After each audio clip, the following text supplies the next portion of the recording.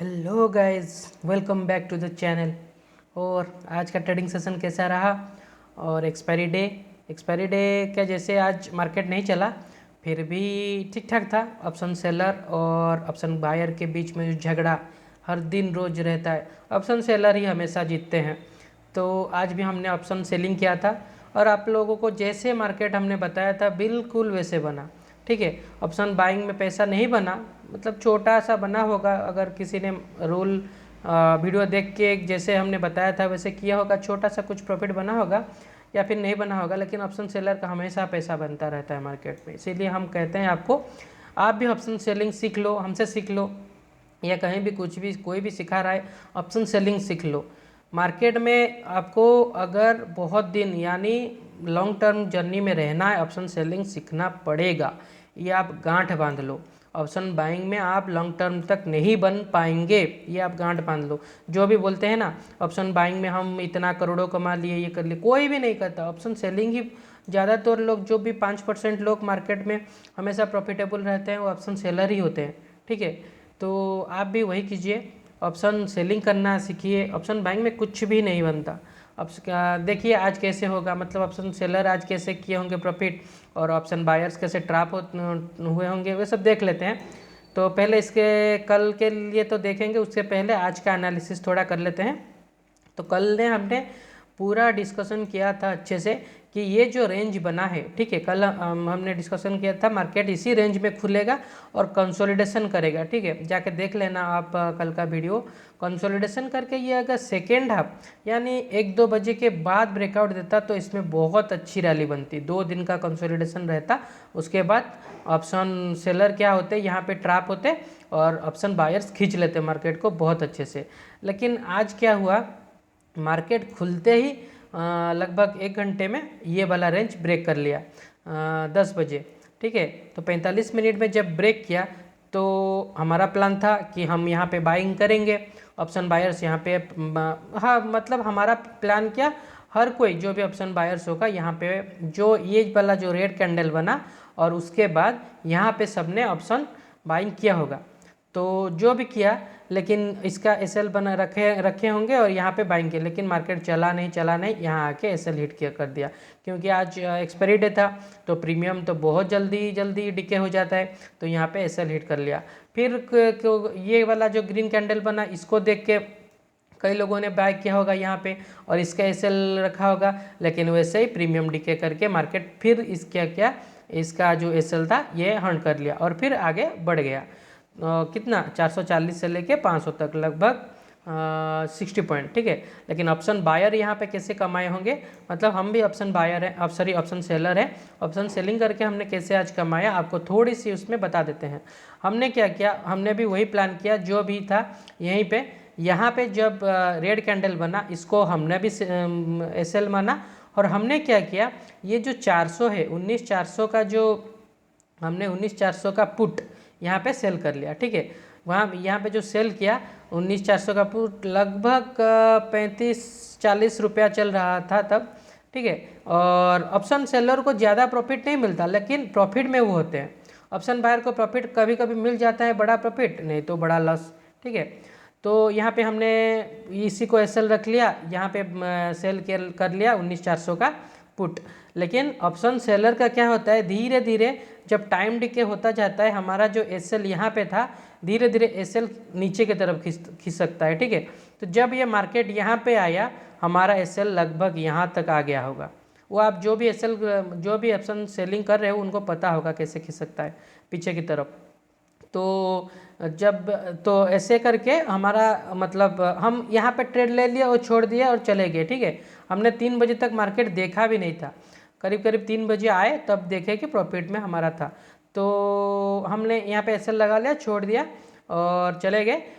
धीरे धीरे ये इसने एसएल हिट नहीं किया और लगभग हमें लगभग क्या, हमें तो ये जो 19,400 का पुट था ये तो जीरो हो गया और हमें पूरा का पूरा जो 35-40 रुपया जो था, करीब 40 रुपया था, तो वो 40 रुपया प्रॉफिट मिल गया। ज़्यादा प्रॉफिट नहीं था, लेकिन एक ही लॉट में 40 रुपया बिंदास होके चले जाना बहुत मतलब रिस्क कम है। ठीक है, इतना ही छोटा सा रिस्क था और प्रॉफिट आ गया 40 रुपया। 40 रुपया यानी एक लॉट में 2,000।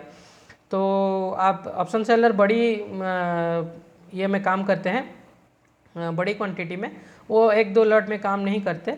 लेकिन हम आपको ये भी सिखा देंगे कि आप कैसे 70-80 हज़ार रुपये में निफ्टी में आप लगभग 2 क्वांटिटी में ऑप्शन सेलिंग कर सकते हैं, 2-3 क्वांटिटी में कर सकते हैं। 2-3 क्वांटिटी बहुत होता है। एक दिन में अगर आपको 40 रुपया मिल रहा है, 3 यानी चाहते हैं का 120 रुपया यानी 6,000 के करीब आपको प्रॉफिट मिल रहा है 3 लॉट में।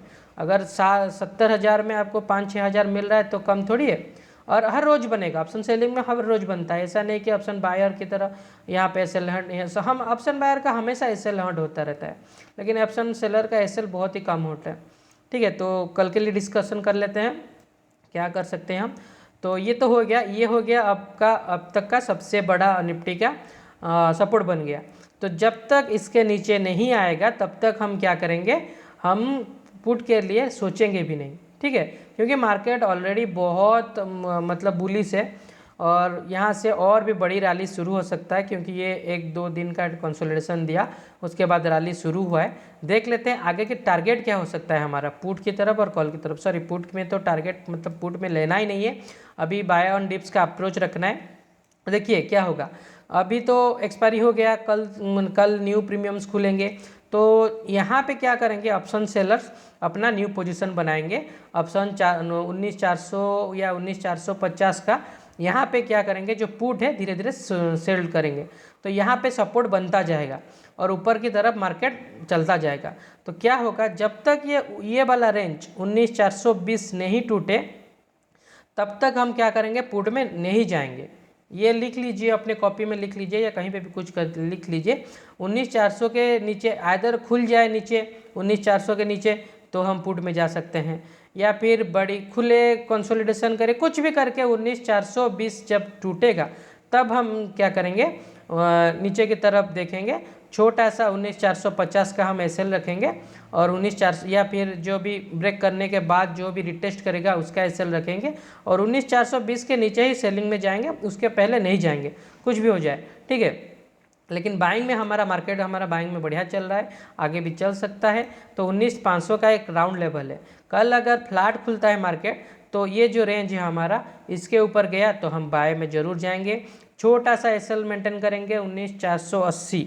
ठीक है, 19,480 का एसएल रखेंगे, इसके ऊपर बाइंग में जाएंगे अगर फ्लैट खुलता है और इसको ब्रेक करता है, यानी 19,510 के पास 30 पॉइंट का एसएल रखेंगे और ऊपर की तरफ रैली में बैठे रहेंगे। लगभग कितना, लगभग हम राउंड लेवल 19,600 तक पहला टारगेट देखेंगे, उसके बाद आगे का सोच लेंगे। ठीक है, 19,600 का पहला टारगेट होगा अगर फ्लैट खुलता है। लेकिन अगर थोड़ा सा गैप अप दे, यहाँ पे खुले, ये हमारा अब तक का सबसे बड़ा सपोर्ट है, तो यहाँ पे थोड़ा सपोर्ट ले कुछ भी, तो यहाँ पे भी जब सपोर्ट बन के ये सपोर्ट को ब्रेक करे, अगर 15 मिनट या 20 मिनट यहाँ पे रुका और उसके बाद इसको ब्रेक किया, तब भी हम क्या करेंगे, बाई में जाएंगे। 19,600 का हमारा टारगेट रहेगा। ये है निफ्टी का, बाई में जाना है। और जब गैप डाउन दिया 19,400 के नीचे भी खुल रहा है, तब हम क्या करेंगे, जो 15 मिनट का कैंडल बनेगा, 15 मिनट का कैंडल के नीचे हम सेल कर देंगे, या फिर 5 मिनट का कैंडल अगर यहाँ पे बनता है, 5 मिनट का कैंडल के नीचे हम सेल कर सकते हैं। ठीक है, लेकिन अब तक मार्केट बुलिश है तो बाय में हम रहेंगे, बाय ऑन डिप्स का अप्रोच रखेंगे। चलिए डिस्कशन कर लेते हैं बैंक निफ्टी का। बैंक निफ्टी क्या कुछ कर रहा है। बैंक निफ्टी में भी हमने जो बताया था लगभग पूरा 100% टारगेट दिया है और 100% ऐसे ही काम किया है हमने। जाके आप देख लेना, अगर आपको विश्वास नहीं होता या आप बोल रहे हो कुछ भी, जाके कल का वीडियो देख लेना। हमने ये जो टारगेट निकाला था, हमने कल बोला था बैंक निफ्टी अभी ये हमारा क्या हो रहा है, ये हमारा जो HNS का पैटर्न है, यानी हेड एंड शोल्डर का पैटर्न है, वो मेकिंग में है, इन द मेकिंग में है। मतलब ये हो गया एक शोल्डर और एक शोल्डर यहाँ पे बनेगा, ये हेड है। ठीक है, तो उसी के लिए हमने कहा था जब भी अगर मार्केट यहाँ तक मिले, हमें ये जो 45-100 का स्टॉप लॉस रख के यहाँ पे बाय करना है। बाय करना है।